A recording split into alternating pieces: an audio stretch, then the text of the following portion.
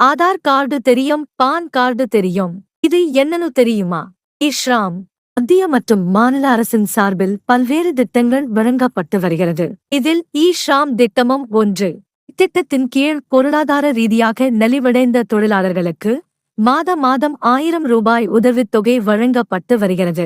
புலம்பெயர்ந்த தொழிலாளர்கள் மற்றும் வீட்டு பணியாளர்கள் உட்பட பிற தொழிலாளர்களுக்கு இ-ஷ்ராம் அட்டை கார்டு மூலம் சலுகைகள் வழங்கப்படுகிறது.